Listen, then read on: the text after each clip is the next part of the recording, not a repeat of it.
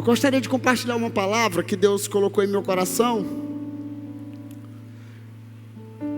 Eu quero orar antes de compartilhar. Senhor Jesus, eu quero te agradecer pela oportunidade de estar aqui.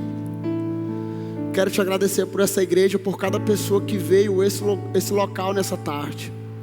E eu quero te pedir que o Senhor nos abençoe com a tua presença nesse lugar. Se manifeste aqui através de nós e em nós. Deus, eu quero te agradecer em nome de Jesus. Amém. Estava lendo um livro e nesse livro eu vi uma pesquisa. Ele é um livro de uma igreja, de líderes de evangelismo na juventude. E eu estava lendo e algo me chamou a atenção. Uma pesquisa de 2008. Eles fizeram uma pesquisa do Brasil, da sociedade, da juventude do Brasil. E eles entraram num consenso que 3 coisas que a nossa nação e a nossa geração viveria hoje nesse tempo. A primeira coisa é que nós seríamos a geração do consumo. A segunda é que nós seríamos a geração da indiferença.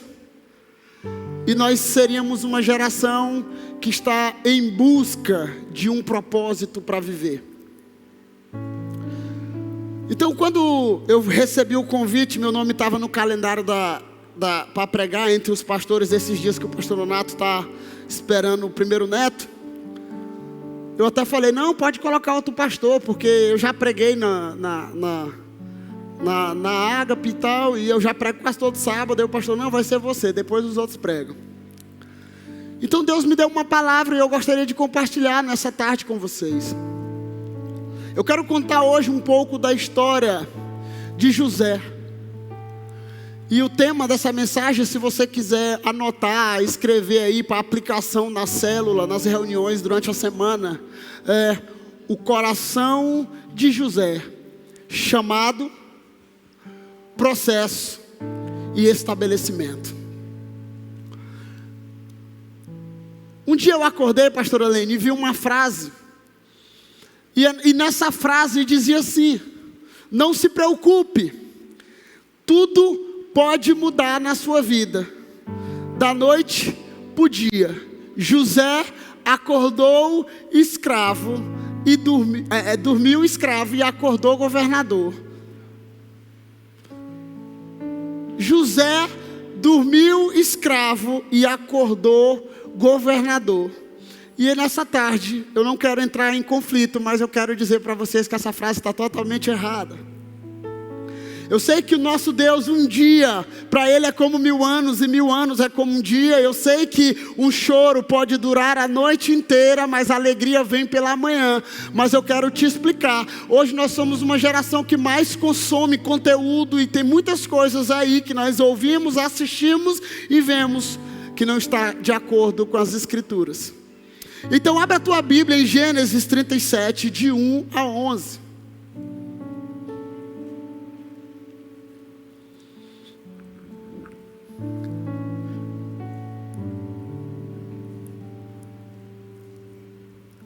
A palavra do Senhor diz assim: Jacó habitou na terra de Canaã, onde seu pai tinha vivido como estrangeiro. Esta é a história da família de Jacó. Quando José tinha 17 anos, diga 17 anos. Diga 17 anos. Pastoreava os rebanhos com seus irmãos. Ajudava os filhos de Bila e os filhos de Zilpa, mulheres de seu pai. E contava ao pai a má fama deles. Ora, Israel gostava mais de José do que qualquer outro filho, porque lhe havia nascido em sua velhice. Por isso mandou fazer para ele uma túnica longa. Quando seus irmãos viram que o pai gostava mais dele do que qualquer outro filho, odiaram-no e não conseguiam falar com ele amigavelmente. Certa vez, José teve um sonho.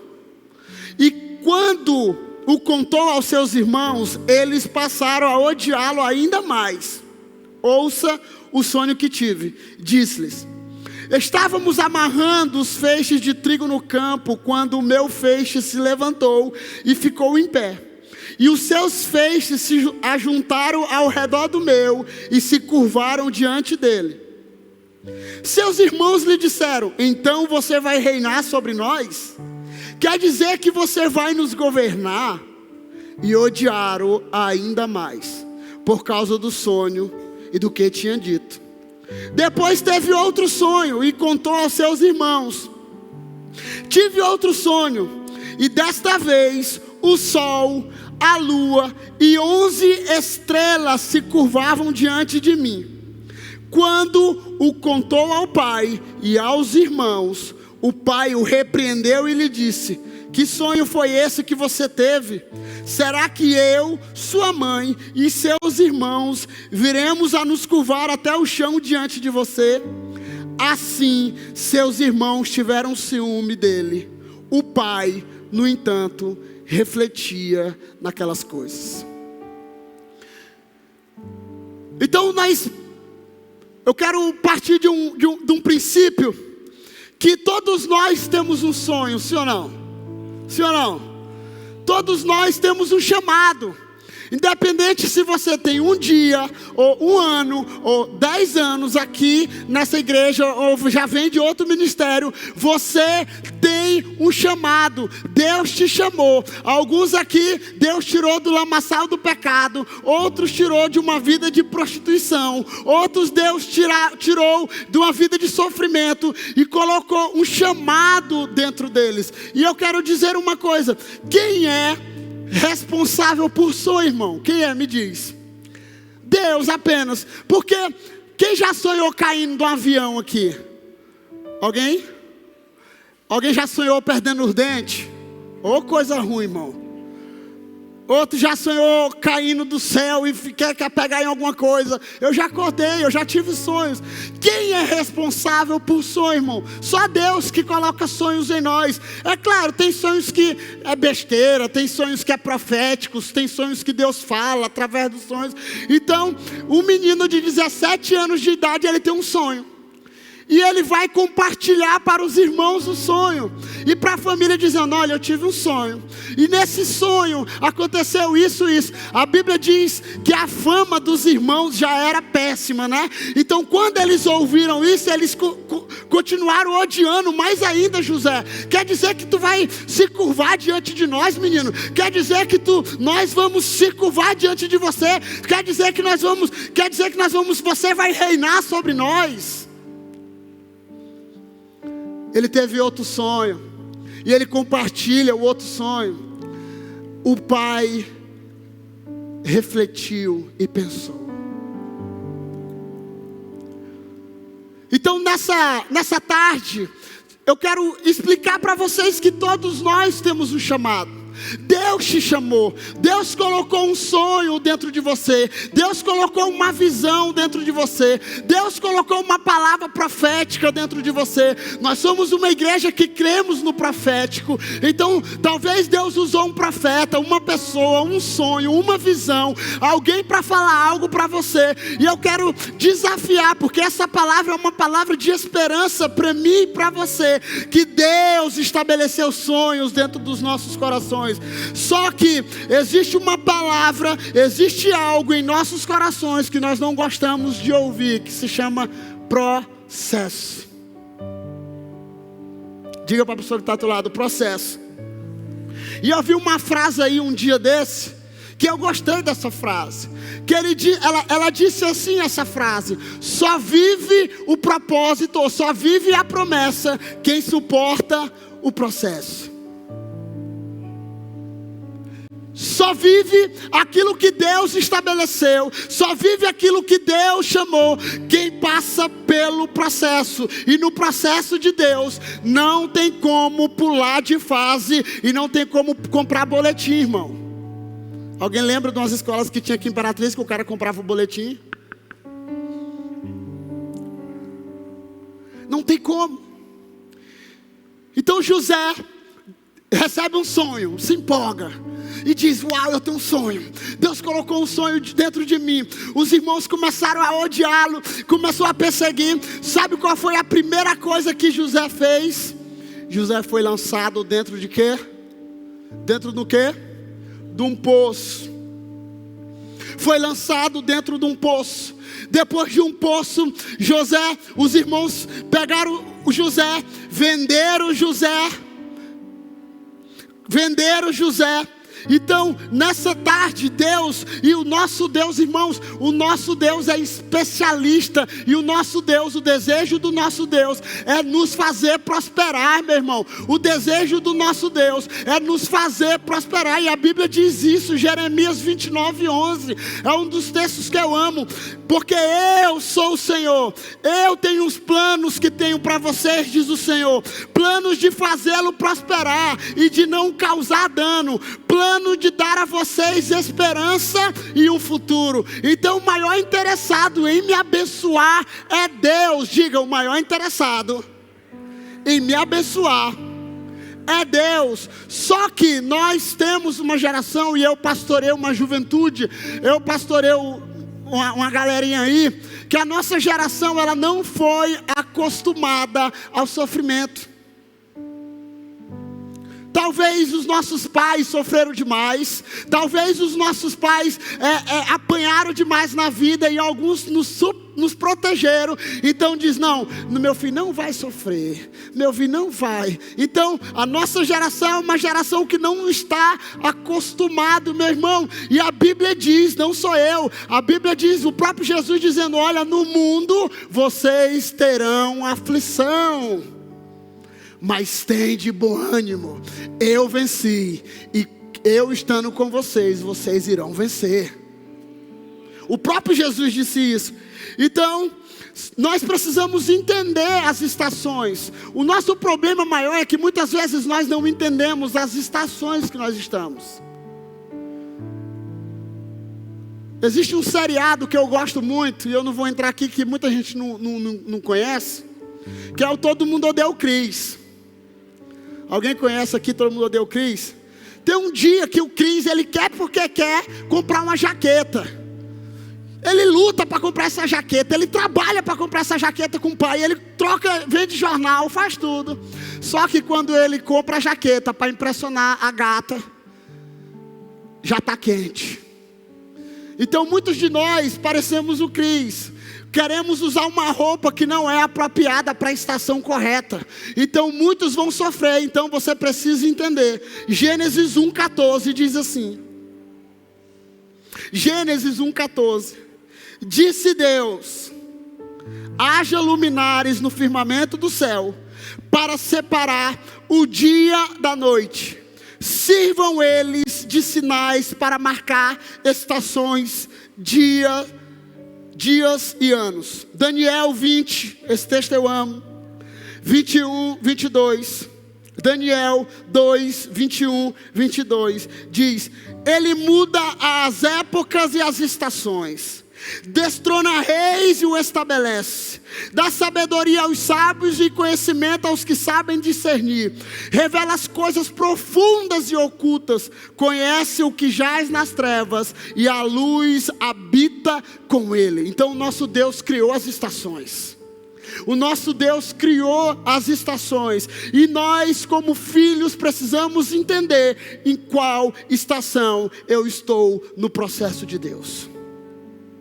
Então Deus tem uma chamada para nós. Quando eu me converti, eu não entendia muito nada de chamado. E eu participava de tudo na igreja. Eu participava do ministério de dança, do ministério de louvor. Eu fui migrando para um monte de lugar, porque eu queria fazer algo para Jesus. E sabe de uma coisa? Eu fui entendendo que o meu chamado era pastoral, e eu comecei a receber palavra. Alguns homens, alguns profetas diziam assim: olha, você tem uma chamada pastoral, você tem uma palavra pastoral. Eu vejo você com um anel no dedo, aquele negócio todo. E eu, meu Deus, que negócio é esse? Irmão, quando eu me converti, minha vida estava só o bagaço. Não tinha nem como chutar o balde, porque nem balde tinha. Então quando eu me converti, sabe, eu estava mesmo assim, a minha vida estava só o xerém. Eu tinha parado de estudar, aquela confusão toda, e eu não vou entrar aqui. E Deus começou a restaurar a minha vida. E eu falei, não, agora eu vou ser pastor, agora eu quero ser pastor, né? Terminou o 3º ano, não quero mais saber de nada na vida não, né? Só missões e tal. E aí eu comecei a entrar na vida adulta, né? Que vocês sabem como é que é a vida adulta. Eu fui trabalhar numa empresa chamada Losango aqui na cidade. Quem vende empréstimo já é difícil vender para Losango. Irmãos, e eu lembro, eu já estava com desejo, já estava na igreja Nova Aliança, tinha saído de outro ministério, e eu comecei a sofrer, sabe? Eu olhava para os céus e dizendo assim, Senhor, Pai, o Senhor disse que ia me chamar para o pastoreio, eu estou aqui já há anos aqui sofrendo, e aí, Senhor, os profetas me via gravando CD na época, eu acho que era hoje é painel aí, alguma coisa, porque cantava ou não cantava. E sabe de uma coisa? Um dia eu saí desse emprego, um amigo meu chega para mim e diz, tem um emprego ali para ti. Lá não precisa fazer nada. Você vai lá, eu já fiz o meio de campo, tu só vai levar o currículo. Irmão, imagina, Deus estava começando a restaurar a minha vida. Imagine o meu currículo no Word, branco, não tinha nada. Você está rindo porque não era você. Então eu fui nessa mulher, numa empresa da cidade. E eu levei esse documento para essa mulher. Ela olhou assim para o meu currículo, né? Não tinha nada, irmão. Aí ela diz assim, você acha que com um currículo desse, você vai trabalhar na minha empresa? E eu falei assim, meu Deus, precisa de um currículo aqui, precisa pós-doutorado para tirar xerox e ir no banco, ser office boy. Irmão, aquele dia foi um dos piores dias da minha vida. Eu saí chorando para casa, pensando num caminho longo. Irmãos, eu poderia ter escrito aquela música, aquele dia, ó. Porque eu falei assim, por que Deus não me deu essa música? Deu para Damares, quem te viu passar na prova e não te ajudou. Vai ser na bênção e vai se arrepender. Era para mim gravar essa música, pastora Lene. Mas sabe de uma coisa, naquele dia eu fui orando ao Senhor, sabe, e abençoando, eu abençoo aquela mulher, eu abençoo aquela mulher, eu abençoo aquela mulher. Eu fui para o meu quarto, sabe, na minha casa que eu morava com minha mãe na época, quando eu me converti, dizia assim, vai no teu quarto, fecha a porta do teu quarto que o Pai vai se revelar a você. Só que lá em casa não tinha porta, irmão, tinha só uma cortina. E eu me ajoelhei na cama.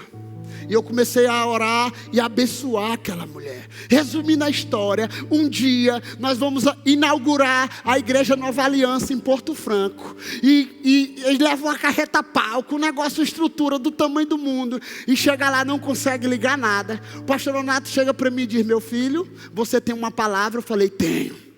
E ele disse assim, tu é o que tem a voz mais alta aqui. Eu falei, opa, é minha voz então. E eu comecei a pregar sobre a cruz de Cristo, que a cruz de Cristo para aqueles que perecem é loucura, mas para nós é poder de Deus. Aí Deus fala comigo assim, abre os olhos, e eu estou amarrado em nome de Jesus. Aí ele abre os olhos, aí eu estou amarrado em nome de Jesus. Aqui é bom demais, pentecostal, fecha o olho, solta a metralhadora de Jeová e vai embora. Jesus abre os olhos. Irmãos, quando eu abri meus olhos, aquela mulher estava no canto assim, mas a filha se acabando de chorar. E aí Jesus começou a falar para mim, eu te chamei para isso. Hoje eu estou confirmando o teu chamado pastoreio. E eu falei assim, uau, irmãos, sabe, eu não fui lá falar muito com ela não. E terminou o culto, depois eu compartilhei com o pastor Leonardo. A pastora Fátima me chamou no canto, meu filho, Deus falou comigo algo para você. Eu falei, diga pastor. Ela diz, Deus falou para mim que tu é um pastor, menino. E eu falei, uau. Então eu me agarrei àquela palavra, porque eu sabia que eu estava passando pelo processo de dor. E sabe, muitas vezes a gente fala assim, eu estou passando por um deserto da vida, eu estou passando pelo sofrimento da vida. Então a gente vive se lamuriando. Muitas vezes, meu irmão, é o processo de Deus e você precisa passar por esse processo. Não tem como fugir do processo de Deus. Você pode mudar daqui, você pode procurar outro ministério, você pode embora da cidade, você pode procurar outro lugar, mas sabe de uma coisa? Onde Deus planta você, Deus faz você prosperar onde você plantou.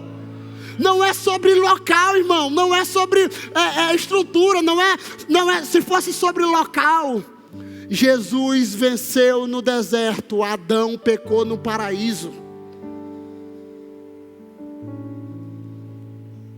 E sabe de uma das coisas que eu amo? Quando Deus, já no finalzinho da vida, gera um filho, José coloca o nome de um filho de quê? Efraim. Que significa Deus me prosperou na terra da minha aflição. Então Deus te prospera em todos os lugares, mas você precisa passar pelo processo dele na sua vida. Gênesis 37, versículo 28 e 29 diz: quando os mercadores ismaelitas de Midian se aproximaram, seus irmãos tiraram José do poço e o venderam por 20 peças de prata aos ismaelitas, que o levaram para o Egito. Quando Rúben voltou ao poço, viu que José não estava lá, rasgou as suas vestes. Gênesis 39, de 1 a 4.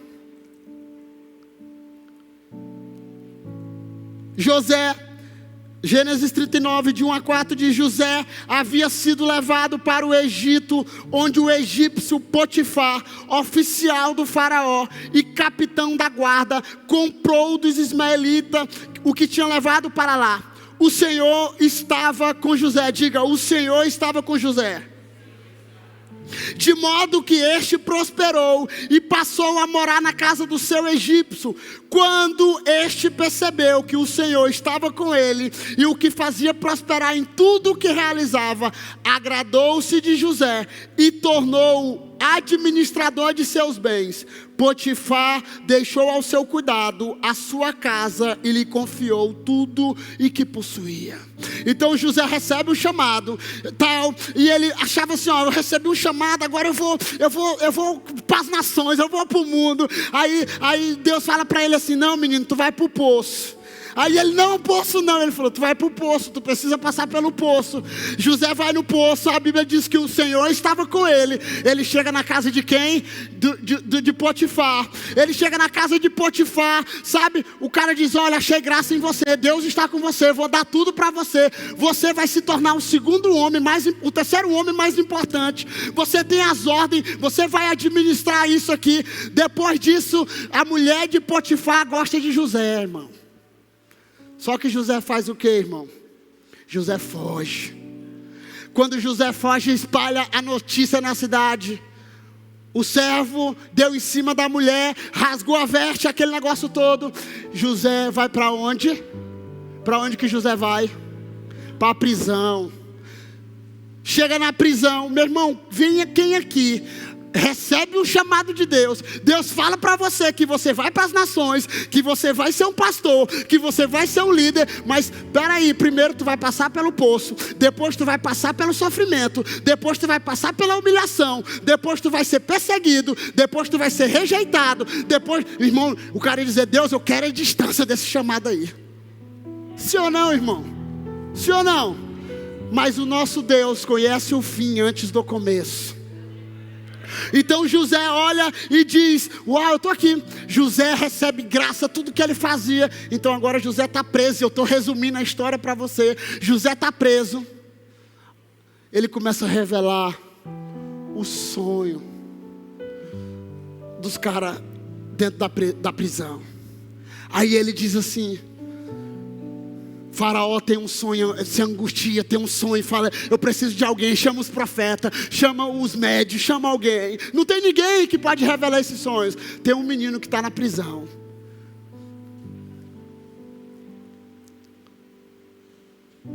O que José faz? ele tem a revelação da visão do sonho. E ele diz: nós vamos pegar um tempo de vacas magras e vacas gordas. Nós vamos pegar uma pandemia aí na frente, 2 anos aí. Então, o que acontece? Se vocês puderem, compre tudo, estoque, armazene, guarde. Irmãos, eu falei no início aqui que eu parei de estudar, mas hoje eu sou formado em administração. Eu trabalho, uso esse curso na Câmara de Vereadores. Então, o que acontece? José está lá agora e ele se torna um administrador. E Faraó diz para ele: está vendo esse menino aí? Esse menino vai se tornar, ele agora a partir de hoje é o 2º homem mais importante do escalão aqui do Egito. Tudo que ele fizer, deixe com ele. Tudo que ele decidir, faça o que ele decidir. José fala: pô, vamos trabalhar, meu povo. Estoca, compra, armazena, porque nós vamos ter 7 anos de fartura, mas virá 7 anos de seca. Então vamos planejar, vamos organizar, vamos colocar dinheiro na conta, vamos construir kitnet, vamos fazer algo, porque nós vamos enfrentar um tempo de seca na nossa nação. José fez o que o Senhor, e sabe, no final começa a chegar uma das histórias mais lindas que nem a Record conseguiu fazer.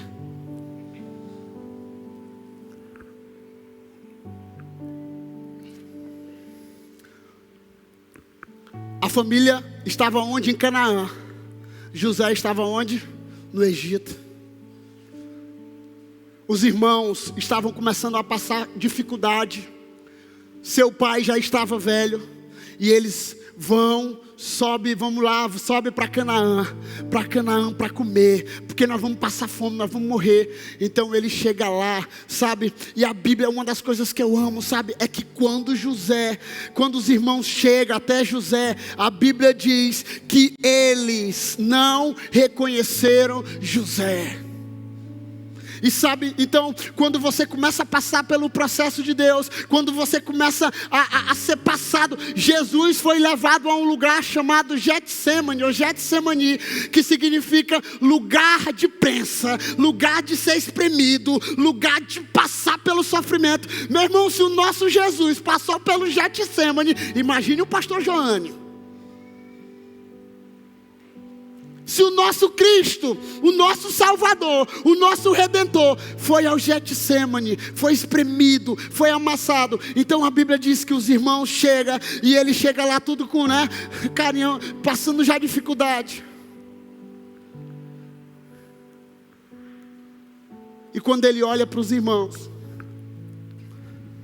a Bíblia diz que eles não conheceram José. Até me perguntaram hoje de manhã: pastor, será que não conheceram José porque José estava careca, igual na Record?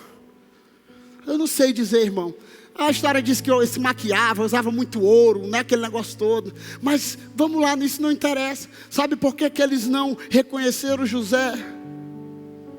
Porque José tinha mudado, eles não. Eles estavam com apenas feridas do passado. Eles estavam com angústia. Eles estavam, sabe, porque o pai já estava morrendo e ele não conseguia mais lembrar do seu filho. Ele achava que seu filho tinha morrido já.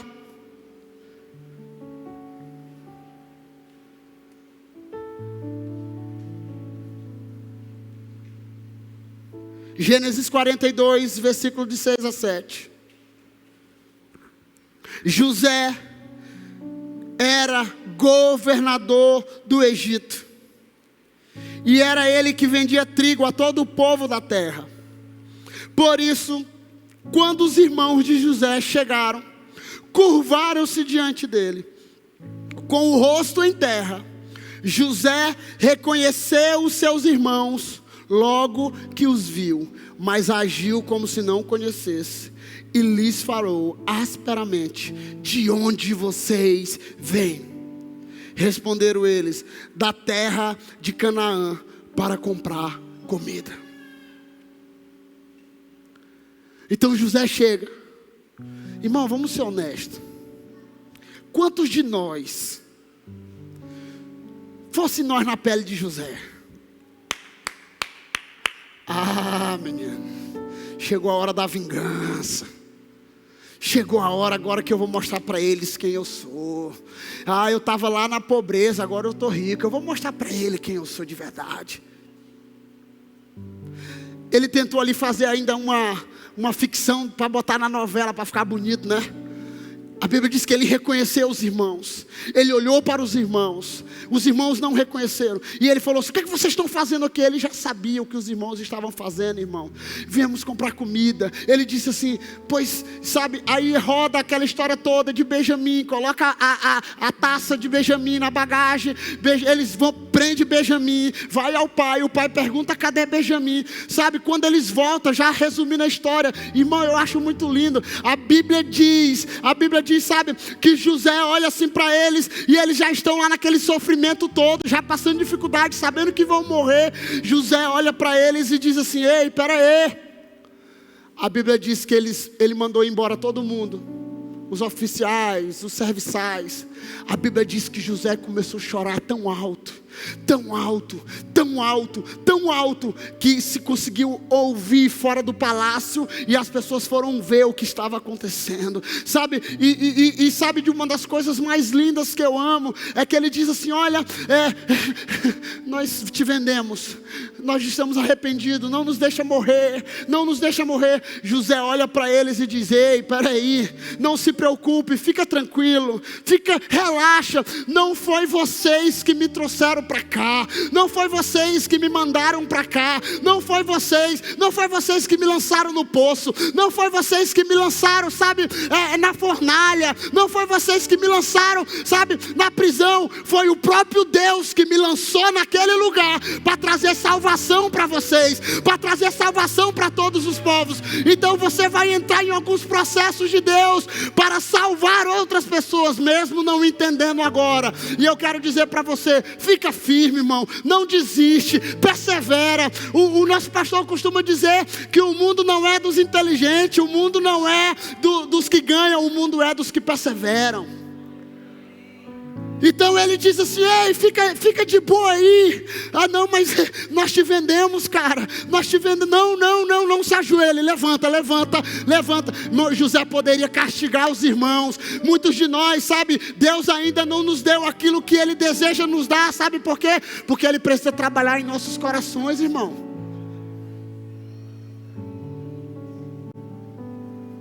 Deixa eu pegar aquele dinheiro lá, que eu vou comprar aquele carrão.